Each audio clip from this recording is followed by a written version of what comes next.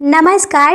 अभी आप सुनने जा रहे हैं मुंशी प्रेमचंद्र जी की लिखी कहानी ठाकुर का कुआं। जोखू ने लोटा मुंह से लगाया तो पानी में सख्त बदबू आई। गंगी से बोला, यह कैसा पानी है? मारे बास की पिया नहीं जाता, गला सूखा जा रहा है और तू सारा पानी पिलाई देती है। गंगी प्रतिदिन शाम पानी भर लिया करती थी। कुआं दूर था, बार बार जाना मुश्किल था। कल वह पानी लाई तो उसमें बू बिल्कुल न थी। आज पानी में बदबू कैसा? लोटा नाक से लगाया तो सचमुच बदबू थी। जरूर कोई जानवर कुएं में गिरकर मर गया होगा, मगर दूसरा पानी आवे कहाँ से? ठाकुर के कुएं पर कौन चढ़ने देगा? दूर से लोग डांट भगाएंगे। साहू का कुआं गांव के उस सिरे पर है, परंतु वहां कौन पानी भरने देगा? कोई कुआं गांव में नहीं है। जोखू कई दिनों से बीमार है। कुछ देर तक तो प्यास को रोके चुप पड़ा रहा, फिर बोला, अब तो मारे प्यास की रहा नहीं जाता। ला थोड़ा पानी नाक बंद करके पी लूं। गंगी ने पानी न दिया। खराब पानी से बीमारी बढ़ जाएगी, इतना जानती थी, परंतु यह नहीं जानती थी कि पानी को उबाल देने से उसकी खराबी जाती रहती है। बोली, यह पानी कैसे पियोगे? ना जाने कौन सा जानवर मरा है। कुएं से मैं दूसरा पानी ला देती हूँ। जोखू ने आश्चर्य से उसकी ओर देखा। पानी कहाँ से लाएगी? ठाकुर और साहू के तो दो और कुएं हैं, क्यों एक लोटा पानी न भरने देंगे? हाथ पांव तुड़वाएगी और कुछ न होगा। बैठ चुपके से। ब्राह्मण देवता आशीर्वाद देंगे, ठाकुर लाठी मारेंगे, साहू जी एक पाँच लेंगे। गरीबी का दर्द कौन समझता है? हम तो मर भी जाते हैं तो कोई द्वार पर झांकने नहीं आता। कंधा देना तो बड़ी बात है, ऐसे लोग कुएं से पानी भरने देंगे? इन शब्दों में कड़वा सत्य था। गंगी क्या जवाब देती, किंतु उसने वह बदबूदार पानी पीने को न दिया। रात के 9 बज चुके थे।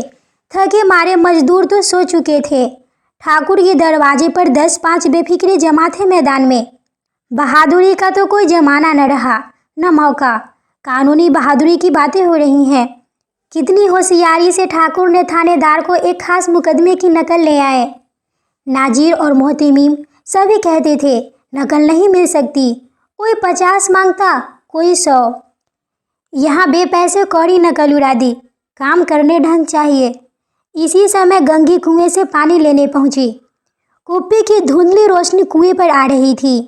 गंगी जगत की आड़ में बैठी मौके का इंतजार करने लगी। इस कुएं का पानी सारा गांव पीता है, किसी के लिए रोक नहीं, सिर्फ ये बदनसीब नहीं भर सकते। गंगी का विद्रोही दिल रिवाजी पाबंदियों और मजबूरियों पर चोट करने लगा। हम क्यों नीच हैं और ये लोग क्यों ऊंचे हैं? इसीलिए कि ये लोग गले में तांगा डाल देते हैं। यहाँ तो जितने हैं एक से एक छठे हैं। चोरी ये करें, जाल फरेब ये करें, झूठे मुकदमे ये करें। अभी इस ठाकुर ने तो उस दिन बेचारे गडेरिये की भेड़ चुरा ली थी और बाद में मार कर खा गया। इन्हीं पंडितों के घर में तो 12 मास जुआ होता है। यही साहू जी तो घी में तेल मिलाकर बेचते हैं, काम करा लेते हैं, मजदूरी देते नानी मरती है। किस किस बात में हमसे ऊंचे हैं? हम गली गली चिल्लाते नहीं कि हम ऊंचे हैं, हम ऊंचे। कभी गांव में आ जाती हूँ तो रस भरी आँख से देखने लगती हैं, जैसे सबकी छाती पर सांप नोटने लगता है, परंतु घमंड यह कि हम ऊंचे हैं। कुएं पर किसी की आने की आहट हुई। गंगी की छाती धक धक करने लगा। कहीं देख ले तो गजब हो जाए। एक लात भी तो नीचे ना पड़े। उसने घड़ा और रस्सी उठा ली और झुककर चलती हुई वृक्ष के एक अंधेरे साये में जा खड़ी हुई। कब इन लोगों को दया आती है किसी पर? बेचारे महंगू को इतना मारा कि महीनों लहू थूकता रहा। इसीलिए तो कि उसने बेगार न दी थी। पर ये लोग ऊंचे बनते हैं। कुएं पर स्त्रियां पानी भरने आई थी। इनमें बातें हो रही थी। खाना खाने चले और हुक्म किया कि ताज़ा पानी भर कर लाओ। घरे के लिए पैसे नहीं हैं। हम लोगों को आराम से बैठे देखकर इन मर्दों को जलन होती है। हाँ, यह तो न हुआ कि कलसिया उठाकर भर लाते, बस हुक्म चला दिया कि ताज़ा पानी लाओ। जैसे हम लौंडिया ही तो हैं।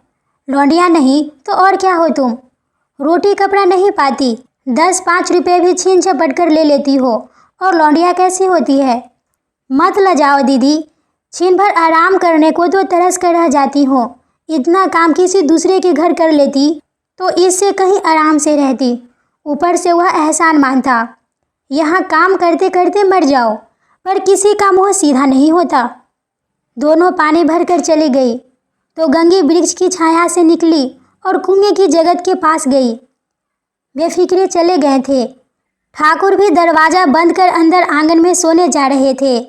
गंगी ने क्षणिक सुख की सांस ली। किसी तरह मैदान तो साफ हुआ। अमृत चुरा लाने के लिए तो राजकुमार किसी जमाने में गया था। वह भी शायद इतनी सावधानी के साथ और समझ बूझकर ना गया होगा। गंगी दबे पांव कुएं की जगत पर चढ़ी। विजय का ऐसा अनुभव उसे पहले कभी न हुआ। उसने रस्सी का फंदा घड़े में डाला, दाएं बाएं चौकनी दृष्टि से देखा, जैसे कोई सिपाही रात को शत्रु के किले में सुराख कर रहा हो। अगर इस समय वह पकड़ ली गई तो फिर उसके लिए माफ़ी या रियायत की रत्ती भर उम्मीद नहीं। अंत में देवताओं को याद करके उसने कलेजा मजबूत किया और घड़ा कुएं में डाल दिया। घड़े ने पानी में गोता लगाया, बहुत ही आहिस्ता, जरा सी आवाज़ न हुई। गंगी ने 2-4 हाथ जल्दी जल्दी मारे। घड़ा कुएं के मुंह तक आ पहुंचा। कोई बड़ा सहजोर पहलवान भी इतनी तेजी से ना खींच सकता था। गंगी झुकी कि घड़े को पकड़कर जगत पर रखे कि एकाएक ठाकुर साहब का दरवाज़ा खुल गया। शेर का मुंह इससे अधिक भयानक न होगा। गंगी के हाथ रस्सी छूट गई। रस्सी के साथ घड़ा धड़ाम से पानी में गिरा और कई क्षण तक पानी में हिलकोरे की आवाज़ें सुनाई देती रही। ठाकुर, कौन है, कौन है?